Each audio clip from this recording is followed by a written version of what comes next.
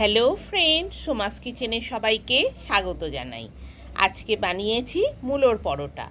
এই শীতের সকালে ও সন্ধ্যের জলখাবারে আচার ও পেঁয়াজ লঙ্কার সাথে মূলোর পরোটা থাকলে আর কিছুই লাগবে না।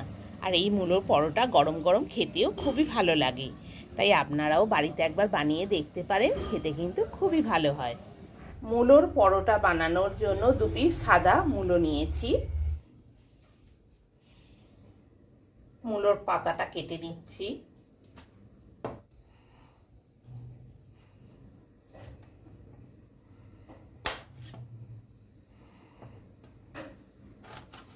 এবার গাগুলো একটু, মূলোর খোসাগুলো একটু ছাড়িয়ে নিচ্ছি।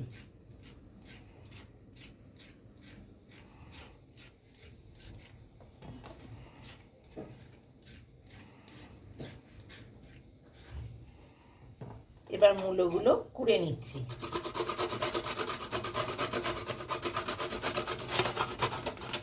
এইভাবে পুরো মূলোটা কুড়ে নিতে হবে। দুটো মূলো এইভাবে কুড়ে নিয়েছি।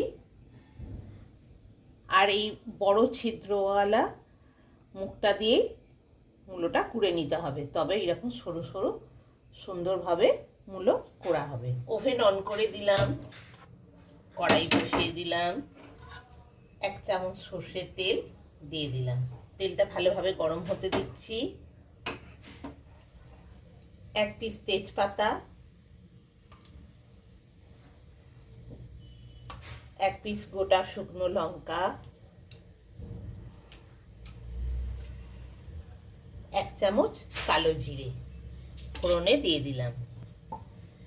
দিয়ে একটু ভালোভাবে নাড়াচাড়া করে নিচ্ছি। 2 পিস মূলো কুড়ে রেখেছি, এবার দিয়ে দিচ্ছি।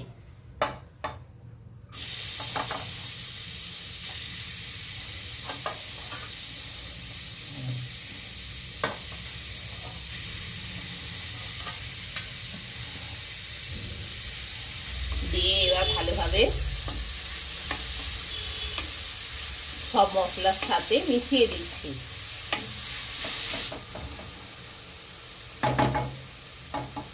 মিনিট খানেক মূলোটা ভালোভাবে নাড়াচাড়া করছি। ওভেনের স্টিম ফুল ভলিউমে রয়েছে। মূলোর মধ্যে যে জল রয়েছে, জলটা বের হচ্ছে।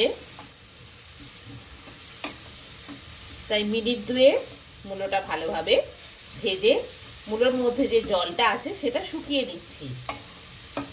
মিনিট 2 মূলোটা ভাজা হয়ে গেছে। এবার আমি কাশ্মীরি লঙ্কা গুঁড়ো 1 চামচ, হলুদ গুঁড়ো 1 চামচ, জিরে গুঁড়ো 1 চামচ, ধনে গুঁড়ো 1 চামচ, নুন 1 চামচ, চিনি 1 চামচ আর গরম মশলা গুঁড়ো 1 চামচ দিয়ে দিলাম। দিয়ে ভাজা মূলোটার সাথে খুব ভালোভাবে মিশিয়ে নিচ্ছি। মূলোর মধ্য থেকে যেহেতু জল বের হচ্ছে, তাই আমি ওভেনের স্টিম একদম ফুল ভলিউমেই রেখেছি, একদম কমাইনি। এবার মূলোর মধ্যে সব মশলাগুলো ভালোভাবে মিশিয়ে দিচ্ছি। মূলোর জলটা বেশ শুকনো হয়ে এসেছে। এবার ওভেনের স্টিমটা ফুল ভলিউম থেকে একদম লোতে করে দিলাম। দিয়ে আরও মিনিট খানেক ভেজে নেব সব মশলা দিয়ে। যতক্ষণ না মূলোর মধ্য থেকে এক্সট্রা জলটা বেরিয়ে যাচ্ছে, বেরিয়ে মূলোটা শুকনো হয়ে যাচ্ছে, ততক্ষণ পর্যন্ত এইভাবে নেড়ে যেতে হবে। ভালোভাবে সব মশলা দিয়ে মূলোটা ভালোভাবে নাড়াচাড়া করে নিয়েছি। মূলোর মধ্যে যে এক্সট্রা জল ছিল সেটাও শুকনো হয়ে গেছে বের হয়ে। এবার ওভেন বন্ধ করে দিলাম আর মূলোটা তুলে নিচ্ছি।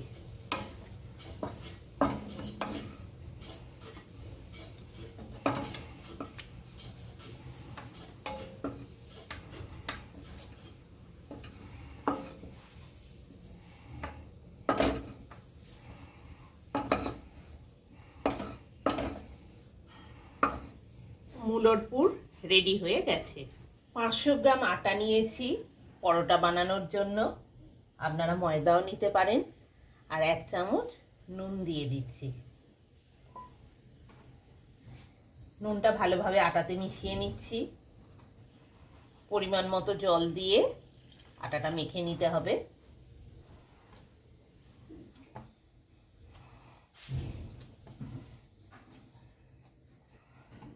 আটাটা ভালো করে মাখা হয়ে গেছে।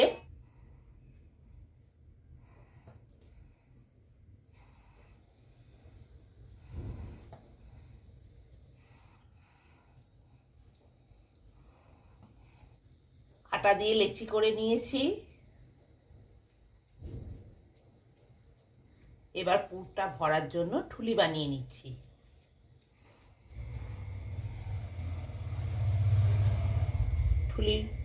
ঠুলি বানিয়ে নিয়েছি।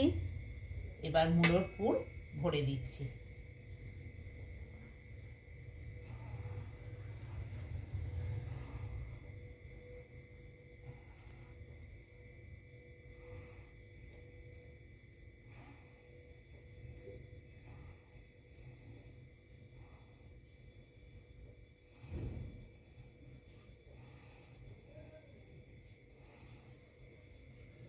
এইভাবে সব লেচিগুলো দিয়ে পুর ভরে নিতে হবে। এইভাবে ঠুলি তৈরি করে আটার লেচি থেকে ঠুলি তৈরি করে পুর ভরে দিতে হবে।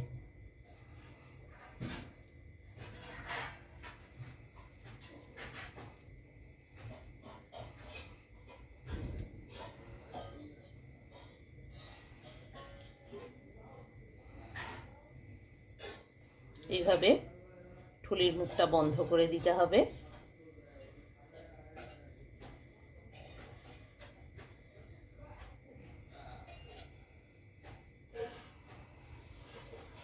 এইভাবে সব পুরগুলো ভরে নিতে হবে।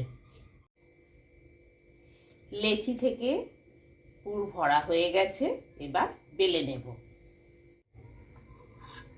এবার একটু সর্ষের তেল দিয়ে দিলাম বেলুন চাকিতে। ভালো করে সর্ষের তেল মাখিয়ে নিয়ে এবার বেলে নিচ্ছি। খুব বেশি চাপ দিয়ে বেললে হবে না, ভিতরে পুর আছে, ফেটে যাবে। তাই খুবই আস্তে আস্তে করে পরোটাটা বেলে নিতে হবে।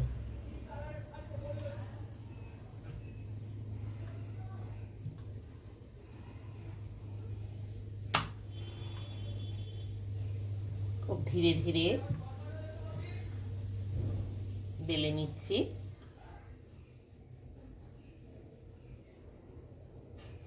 এবার আস্তে আস্তে তুলে নিতে হবে। আবার তেল দিয়ে দিলাম।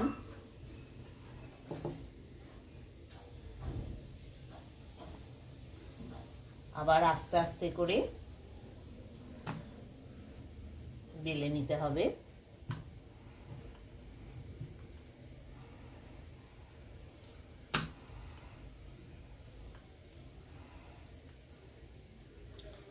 ওভেন অন করে দিলাম। চাটু বা তাওয়া বসিয়ে দিলাম। চাটু বা তাওয়া গরম হয়ে গেছে। এবার পরোটাটা ভেজে নেওয়ার জন্য দিয়ে দিলাম।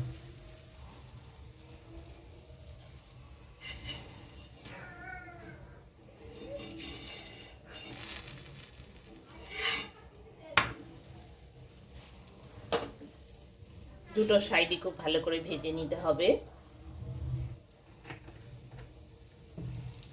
আপনারা চাইলে বাটার, ঘি, সানফ্লাওয়ার অয়েল দিয়েও ভেজে নিতে পারেন।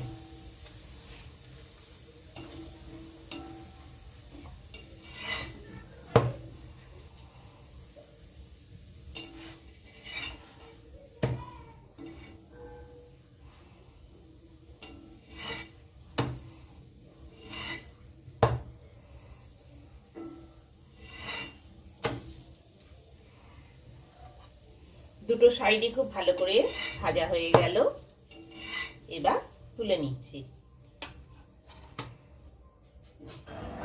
তাহলে আর দেরি কেন, আপনারাও বাড়িতে বানিয়ে ফেলুন গরম গরম মূলোর পরোটা।